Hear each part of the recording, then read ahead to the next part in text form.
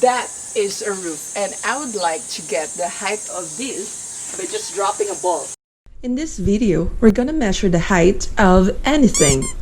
Anything available here. This guy posted his 100-foot cliff jump experience on YouTube. Unfortunately, Mark Rober, a former NASA engineer, saw this video and he made a cliff height timer. It turned out that he only jumped around 61 feet. Eventually, when he learned about this, he quickly changed the name of the video to 70-foot cliff jump. Not even close to 61 feet. Did you know that you can actually get the height of tall objects and as well as your own height by just using your watch? Well, thanks to science for this Newton's second equation of motion,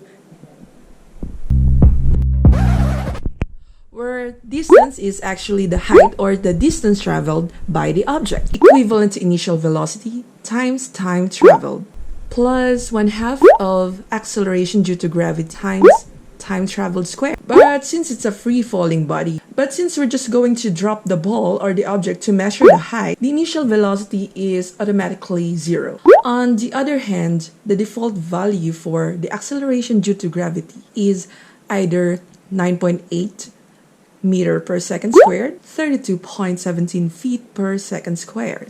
We're now able to derive this formula from the previous equation. Okay, so let's apply it.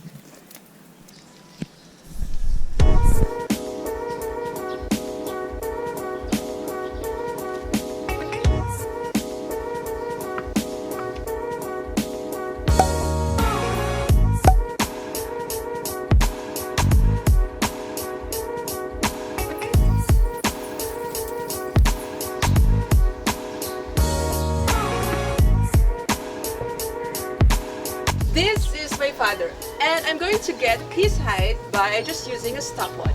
Let's begin. 1, 2,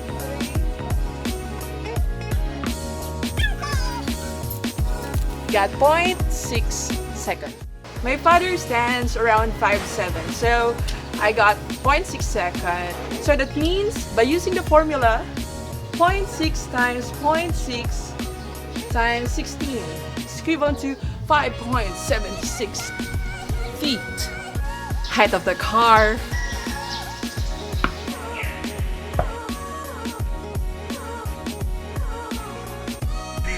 Talon ka na! Talon! 1! Sige, tumalo ka na lang! In-biap namin! Dali! 1, 2... Woo! Okay, tapos na tayo! Siya yung mag-clip diving! We can now conclude that we can get the height of really tall objects by just using your stopwatch and using this formula. Just listen to the sound as the ball reaches the ground.